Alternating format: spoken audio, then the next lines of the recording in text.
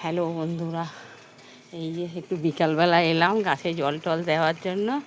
হ্যাঁ, আসার পরে এই যে এই গাছ থেকে আমি যাই একটু ঘুরে আসি। আর দেখেন না, শশাটা দেখছি আর রাখা যাবে না। শশাটা কেন প্রথম আজকে তো ভাবলাম শশাটাও পেরে নিই। এই যে একটা শশা হারভেস্ট করলাম। হ্যাঁ, কেন দেখেন না যেমন হয়ে গেছে, বোধহয় হলুদ হয়ে যাবে জানি না।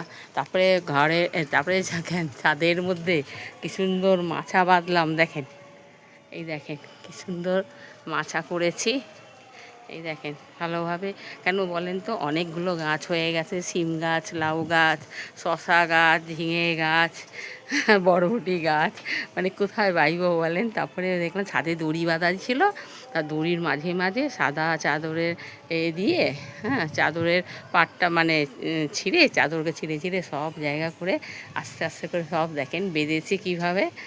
দেখে কেমন লাগছে বলবেন। হ্যাঁ, আমার নতুন কীর্তি। এইগুলো করতেই তো ভাল লাগে, এগুলো দিয়েই তো আনন্দ পাই, এর থেকে বড় আর কি আছে বলেন। এটুকুই তো খুব আনন্দের ব্যাপার। আর যাই বিকালে একটু ছাদে জল টল দিয়ে আসি, গাছপালাগুলো সব শুকিয়ে যায়, কিচ্ছু করা যায় না। আর সকালটা যখন আসি তখন সত্যি কথা বলতে আমার 7টা বেজে যায়, জানেন তো। 7টা বেজে গেলে তখন রোদটা বেশি হয়ে যায়, আর কিচ্ছু করা যায় না। তখন একটুখানি আর কি বলবো, চলে আসি। চলে আসার পরে আমরা যাই একটা শশা হারভেস্ট করলাম, দেখে সত্যি খুব ভালো লাগছে। আর আপনার এখানে দেখেন না, এই যে ঝিঙে, এই যে ঝিঙেটা পড়েছে দেখেন, এই ঝিঙেটা এখনও পড়েছে, কিন্তু ঝিঙেটা তো কাটতে অসুবিধা হবে, ছেঁড়া যাবে না। হ্যাঁ, শশাটা তো ছিঁড়ে দিলাম, হয়ে গেছে। হ্যাঁ, ঝিঙেটা তো ছেঁড়া যাবে না, কাটতেই হবে। এই ভগবান, পাচ্ছি না। তারপরে এই শশাটা এই যে কেটে নিয়ে আপনাদের দেখাচ্ছি।